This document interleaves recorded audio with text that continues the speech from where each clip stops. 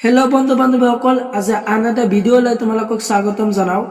আজি তোমালোকৰ আগত ডিছকাছ কৰিম BA ছেকেণ্ড ছেমিষ্টাৰৰ ছাবজেক্ট পলিটিকেল ছায়েন্সৰ ইউনিট 4ৰ কিছুমান গুৰুত্বপূৰ্ণ প্ৰশ্ন উত্তৰ। যিহেতু তোমালোকৰ অহা 12 তাৰিখত পলিটিকেল ছায়েন্সৰ এক্সাম আছে, তো এই এক্সামৰ কাৰণে 4 ইউনিটৰ কিছুমান গুৰুত্বপূৰ্ণ কুৱেশ্যন আনচাৰ লৈ আছো। তো তোমালোকে কুৱেশ্যনবিলাক চাই লোৱা। তো 4 ইউনিটটো হ'ল যে যুক্তৰাষ্ট্ৰবাদ আৰু স্থায়ী চৰকাৰ। তো এই চেপ্টাৰৰ দীঘলীয়া প্ৰশ্ন উত্তৰ আলোচনা কৰিম। তো তোমালোকে কুৱেশ্যনবিলাক চাই লোৱা আৰু ভিডিঅ' শেষলৈ চাই যোৱা। তোমালোকৰ প্ৰশ্ন নম্বৰ 1 যে ভাৰতীয় সংবিধানত অন্তৰ্ভুক্ত যুক্তৰাষ্ট্ৰীয় বৈশিষ্ট্যসমূহ ব্যাখ্যা কৰা। এই কুৱেশ্যনটো 12 তাৰিখৰ এক্সামৰ কাৰণে ভেৰি ভেৰি ইম্পৰ্টেণ্ট। কুৱেশ্যনটো চাই যাবা আৰু এনচাৰখিনি তোমালোকক দিয়া আছে, তো তোমালোকে এনচাৰখিনি চাই ল'বা। আৰু তোমালোকৰ 125ৰ পেজত দিয়া আছে, মডেল পেজত, তো তাৰ পৰা চাব পাৰা। তো ইয়াৰ এনচাৰখিনি তোমালোকে চাই লোৱা। সংবিধানৰ যুক্তৰাষ্ট্ৰীয় বৈশিষ্ট্যৰ এইবিলাক আছে তোমালোকৰ বৈশিষ্ট্য। তোমালোকৰ ক নম্বৰ দিয়া আছে 2 ধৰণৰ চৰকাৰ। তো 2 ধৰণৰ চৰকাৰ কাৰণে তোমালোকে চাই লোৱা।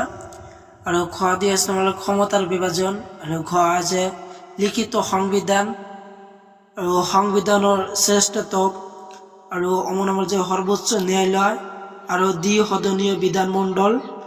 তো এইকেইটা আছে তোমালোকৰ সংবিধানৰ বৈশিষ্ট্য। সংবিধানৰ যুক্তৰাষ্ট্ৰ বৈশিষ্ট্য আছিল এইবিলাক। তো তোমালোকে গোটেইখিনি চাই যাবা পৰীক্ষাৰ কাৰণে, ভেৰি ভেৰি ইম্পৰ্টেণ্ট কুৱেশ্যনটো। আৰু নেক্সট প্ৰশ্নখিনি লৈ চাই থকা তোমালোকে।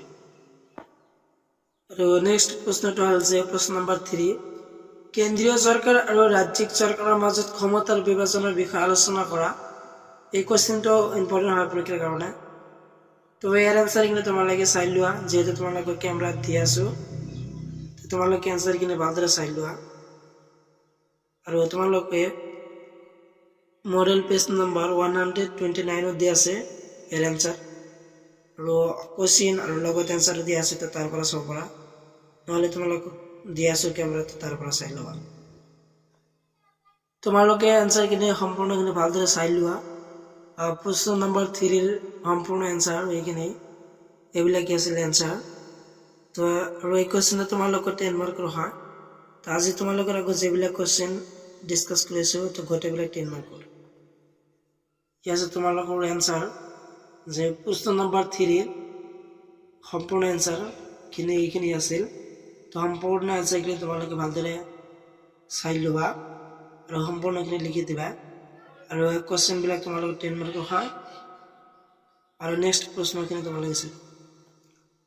আজিৰ ভিডিঅ'ৰ অত্যন্ত গুৰুত্বপূৰ্ণ কুৱেশ্যনটো হ'ল যে প্ৰশ্ন নম্বৰ 5 ভাৰতৰ কেন্দ্ৰীয় আৰু ৰাজ্য চৰকাৰৰ মাজত সম্পৰ্ক বিঘ্নিত হ'ব পৰা কাৰণসমূহ আলোচনা কৰে। ভেৰি ভেৰি ইম্পৰ্টেণ্ট এটা এই কুৱেশ্যনটো, ভেৰি ভেৰি ইম্পৰ্টেণ্ট কুৱেশ্যনটো তোমালোকে ভালদৰে চাই যাবা যে ভাৰতৰ কেন্দ্ৰ আৰু ৰাজ্য চৰকাৰৰ মাজত সম্পৰ্ক বিঘ্নিত হ'ব পৰা কাৰণসমূহৰ আলোচনা কৰে। Very very important.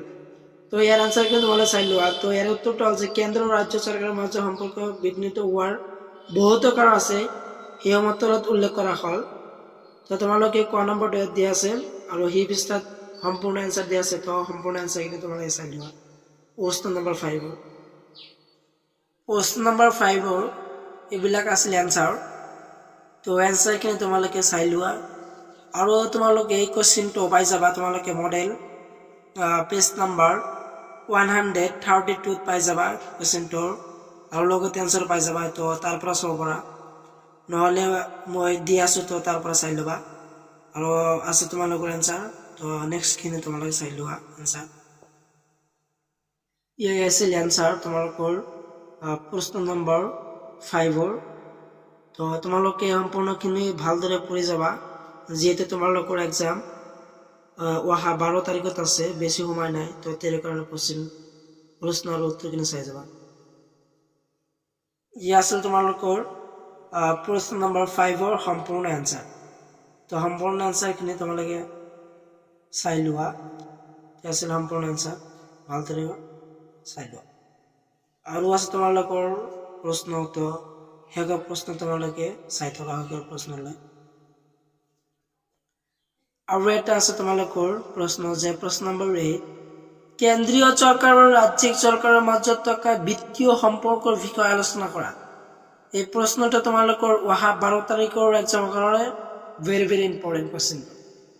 তো ইয়াৰ এনসাৰখিনি যেহেতু তোমালোকক দি আছো তো তোমালোকে চাই ল'বা কেমেৰা যেহেতু তোমালোকক ভালদৰে দি আছো তো তোমালোকৰ যিবিলাক মই কোশ্চিন আৰু এনসাৰ ডিসকাস কৰি আছো তো গোটেইবিলাক ইম্পৰ্টেণ্ট হয় অতি গুৰুত্বপূৰ্ণ হয় কাৰণ তোমালোকে কোশ্চিনবিলাক ভালদৰে পঢ়ি যাবা তো ভেৰি ইম্পৰ্টেণ্ট হয় গোটেই কোশ্চিনবিলাক আজি তোমালোকৰ আগত যিবিলাক ডিসকাস কৰিছো আৰু তোমালোকৰ নেক্সট প্ৰশ্ন আছে আৰু এটা যে প্ৰশ্ন নম্বৰ 9 আৰু তোমালোকৰ প্ৰশ্ন নম্বৰ 9 টো হল যে নীতি আয়োগৰ বিষয়ে আলোচনা কৰা তো এই কোশ্চিনবিলাক তোমালোকে আগতে পাইছা সেকেন্ড ইয়াৰত তো তোমালোকে ভালদৰে পঢ়ি যাবা এইবিলাক কোশ্চিন যে নীতি আয়োগৰ বিষয়ে আলোচনা কৰা তো এই কোশ্চিনটো পৰীক্ষাৰ কাৰণে ইম্পৰ্টেণ্ট হয় আৰু তোমালোকে কোশ্চিনটো মডেল পেজ নম্বৰ 140 পেজত পাই যাবা এই কোশ্চিনটো আৰু লগতে এনসাৰ পাই যাবা তো তাৰ পৰা চাব পাৰা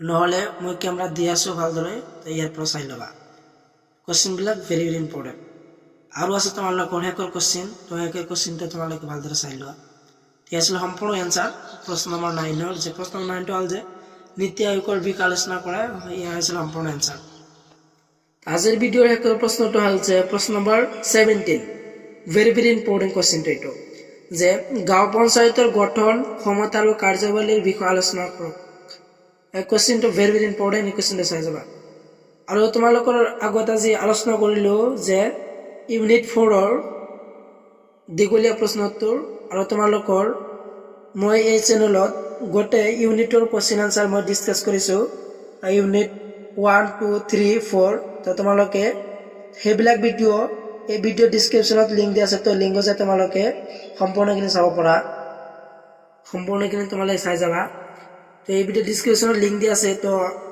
4 ইউনিটৰ গোটেই কোশ্চিন আনসাৰ মই ডিসকাস কৰিছো তোমালোকে চেনেলত পাই যাবা নহলে মোৰ এই ভিডিও ডেসক্ৰিপশনত লিংক দিয়া আছে তো লিংকত যাতে তোমালোকে চাই ল'বা তোমালোকে প্ৰশ্ন নম্বৰ 9 ৰ এইবিলাক আনসাৰ আছিল তো আনসাৰ কি তোমালোকে চাই লোৱা প্ৰশ্ন নম্বৰ 9 যে গাঁও পঞ্চায়তৰ ক্ষমতা কাৰ্য তো ক্ষমতা কাৰ্যৰ এইবিলাক আছিল আনসাৰ তো আনসাৰ খিনি তোমালোকে সম্পূৰ্ণখিনি চাই থকা আৰু চাই লোৱা ভালদৰে তো